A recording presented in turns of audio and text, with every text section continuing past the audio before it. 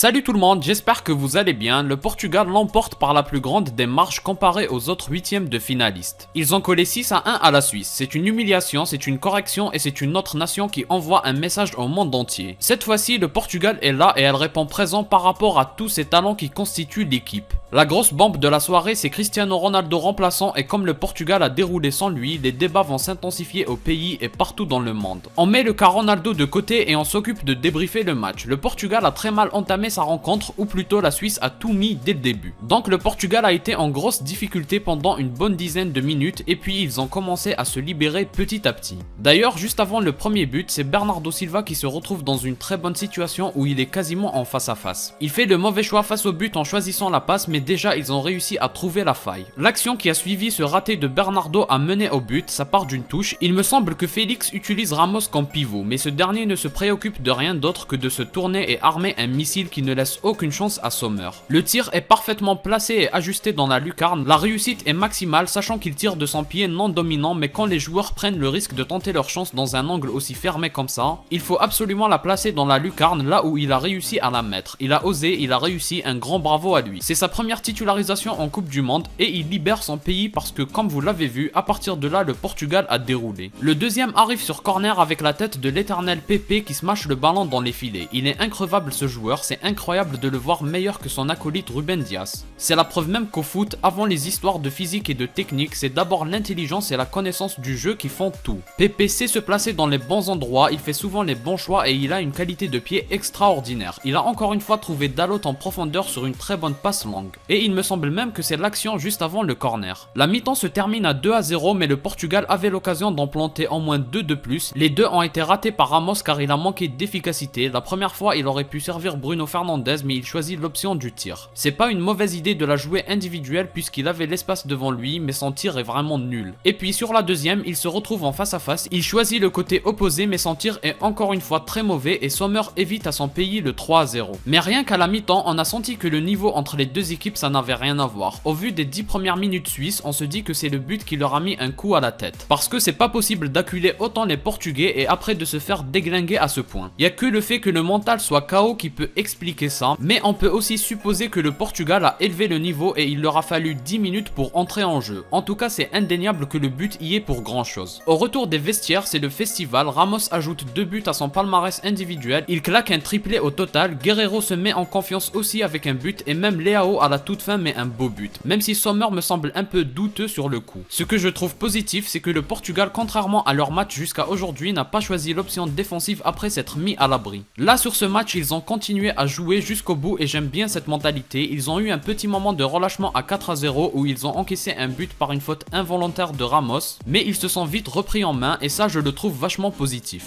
Au niveau de la qualité des buts, c'est surtout le premier de Ramos qui mérite d'être souligné, celui de Leao un peu aussi, mais les autres ne sont pas impressionnants dans le sens où les buteurs se retrouvent dans des situations trop avantageuses par rapport aux gardiens. Et c'est surtout collectivement qu'ils ont été magnifiquement fabriqués, notamment celui de Guerreiro. Il y a eu 3 joueurs qui n'ont pas été décisifs mais qui ont été très bons avec leur mobilité. Joao Félix pour commencer, c'est celui que je préfère le plus dans cette équipe. Sa facilité à dribbler est impressionnante, sa première mi-temps est une masterclass et ensuite Bruno Fernandes et Bernardo Silva qui commencent à devenir des habitués maintenant. Et bien sûr, je trouve aussi que Otavio au milieu c'est bien meilleur que Neves que je trouve quelconque, même si c'est pas vraiment le rôle de Neves qu'il a pris. Il y a autre chose de très positif que j'ai oublié de dire juste avant, c'est aussi l'apport des remplaçants. Le Portugal n'est pas la seule équipe à avoir un gros collectif avec un banc énormissime, mais c'est la seule dont le banc s'est montré très efficace. L'apport du banc brésilien et anglais n'a pas été aussi bon que celui des Portugais sur ces huitièmes. Même s'il faut tout relativiser parce que ça dépend de l'adversité aussi, et comme la Suisse était venue motivée pour gagner, rapidement ils se sont rendus compte que la victoire ça n'allait pas être possible, donc ils ont lâché mentalement. Collectivement, le Portugal a été impressionnant, au final ça aura été la meilleure équipe de ces huitièmes. Elle a fait bien mieux que le Brésil qui avait déjà énormément impressionné et face à une meilleure équipe, du moins sur le papier. Et malheureusement, le Maroc n'est donc vraiment pas chanceux de tomber sur eux, surtout qu'ils ont eu pas mal de blessures. Bravo d'ailleurs aux Marocains qui perpétuent leur miracle. Je n'ai pas eu le temps de débriefer leur match, mais pour l'avoir vu, je peux vous assurer que j'en ai bien profité. Et on termine avec le cas Cristiano Ronaldo. Il fait une bonne entrée, le match est déjà plié et les coéquipiers ont du mal à répéter les efforts, mais c'est lorsqu'il est sur le terrain que Leao met son but. Il n'y a pas grand chose à dire sur sa prestation, mais je vais anticiper sur ce que certains vont dire ou penser. Le raccourci me paraît trop facile de dire que le Portugal est meilleur sans Ronaldo qu'avec. Ramos a eu énormément d'opportunités, pas sûr que Ronaldo n'aurait pas mis un triplé lui aussi. On se rend compte quand même que la différence de niveau affichée entre le Portugal et la Suisse est bien trop grande pour dépendre seulement du changement de Ronaldo par Ramos. Après, ce qui est sûr, c'est que si on se projette, on voit mal comment Ronaldo pourrait être titulaire lors du prochain match après une première aussi réussie de Ramos. Mais on a vu l'amour des supporters pour Ronaldo, ça ne changera absolument pas quoi que disent les anti-CR7.